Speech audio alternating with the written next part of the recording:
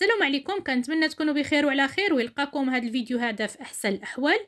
غادي نشارك معكم هذه الوصفه اولا هذا الكيك اللي كيجي رائع بزاف واقتصادي، غير بيضه وحده والنتيجه ما شاء الله كتخرج واحد الكميه اللي هي زوينه بزاف.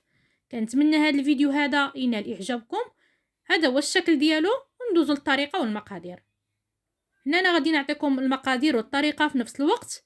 عندي هنا حبه ديال البيض، والحجم ديالها يكون شويه كبير، ما تكونش بيضه صغيره. كنضيفوا البيضه وغادي نزيد عليها كاس ديال السكر سنيده اولا كاس ديال السكر حبيبات بالعبار ديال كاس العنبه. عندي هنا الفاني، انا درت معلقه صغيره فاني بودر. اللي عنده سكر فاني يضيف جوج ساشيات. وكناخذ الخلاط اليدوي وكنخلط السكر مع البيض مزيان حتى كيرجع اللون ديالو بيض بهذا الشكل هذا. كما كتشوفوا رجع اللون ديالو بيض. غادي نضيف كاس ديال الزيت بالعبار ديال كاس العنبه. فيما كنضيف شي مكون كنخلطو، عاد كنضيف مكون واحد اخر. طريقه سهله وبمقادير متوفرين في كل بيت واقتصاديين. هنا عندي كاس الحليب. بالنسبه للكاس ديال الحليب كيوزن 200 مليلتر، اولا بالعبار ديال كاس العنبه كديروا كاس ونص، ويكون بحراره المطبخ ما يكونش من الثلاجه. خرجوه من قبل وضيفوه. من بعد ما خلطت الحليب ضفت الحليب وخلطته. عندي هنا معلقه كبيره ديال الخل اللي كتكون الدور ديالها بحال محسن وكيخلي الكيك ديالنا يجي طري وكيجي راوي. هنا عندي الدقيق، غادي نضيف الدقيق عفوا شويه بشويه حتى يجمع الخليط ديالي. وهنا عندي الخميره ديال الحلوى اولا بيكن باودر من وزن 15 غرام اولا جوج ساشيات. غادي نضيف الدقيق وانا كنغربلو، كنضيف شويه بشويه وكنخلط حتى كنحصل على واحد الخليط اللي كيكون ماشي خفيف بزاف وما يكونش ثقيل. وفي الاخير غادي نوري لكم القوام ديال الخليط ديالي كيفاش غادي يكون. كنستمر بحال هكا، كندخل الكميه الاولى وكنضيف الكميه الثانيه، وغادي نضيف عليها الخميره ديال الحلوى او الساشيه ديال بيكن باودر من فئه 15 غرام اولا جوج خمارات ديال 7 غرام. كنضيف الكميه ديال الدقيق بهذا الشكل هذا كما كتشوفوا غير بالخلاط اليدوي. كنبقى نخلطها مزيان. هذا هو القوام ديال الخليط ديالي كما كتشوفوا، راه ماشي ثقيل وماشي خفيف بزاف، ولكن راه كيجي ناجح 100%. وهنايا من بعد ما جمعت الخليط ديالي غادي ناخذ جوج معالق من هذاك الخليط اللي غادي نضيف ليه الكاكاو وغادي نزين به. هنا عندي جوج معالق ديال الكاكاو صغار. انا عندي هنا الكاكاو نوعيه جيده. كنضيف الكاكاو على هذاك الجوج معالق ديال الخليط ديال الكيك وكنخلطهم. الا شفتوا الخليط ديالكم رجع ثقيل كتضيفوا له الحليب حتى كتحصلوا على داك القوام اللي كيكون ماشي خفيف بزاف، كيكون شي شويه ثقيل على القوام ديال الكيك باش ما كيهبطش لينا. هذا هو القوام ديالو من بعد ما ضفت له الحليب. هنا انا خديت اللاطه اللي غادي ندخلها الفران وفرشت لها ورق الطبخ. اللي ما متوفرش عنده ورق الطبخ يضيف ليه يدهنها بالزبده ويرشها بالدقيق. كنوضع الخليط ديالي كامل ديال الكيك وغادي نوزعو على الوجه ديال اللاطه كامله، غادي نوزعو كامل. ومن بعد ما نقادها غادي ندخلها الفران على عافيه مهيله ونشعل عليها من الفوق ومن التحت الطيب غير مده 10 دقائق او ربع ساعه كتكون طايبه.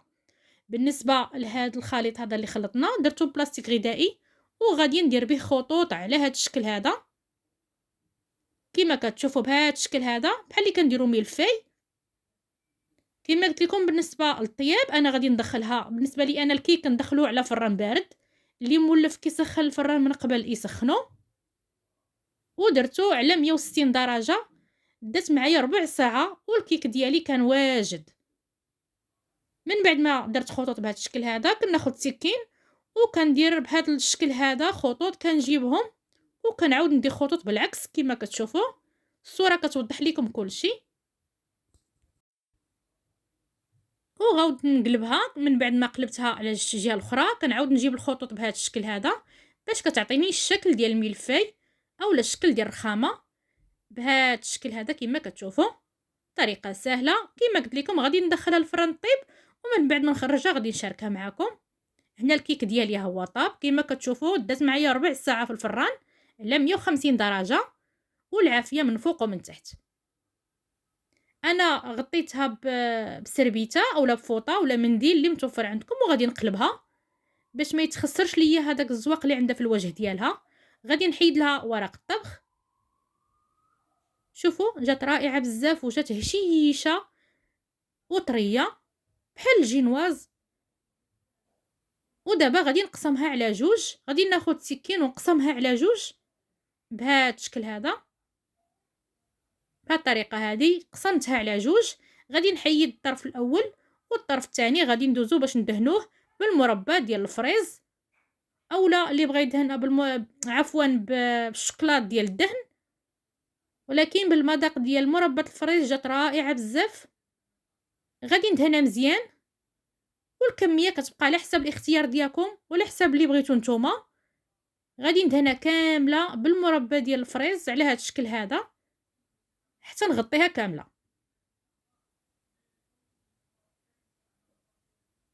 من بعد ما دهنتها بهذا الشكل هذا كما كتشوفوا، دهنت الوجه ديالها كامل بالمربى ديال الفريز. غادي نجيب الجزء الاخر اللي قطعناه الطرف الثاني وغادي نغطي به، نوضعه فوق منخوه كما كتشوفوا بهذه الطريقه هذه.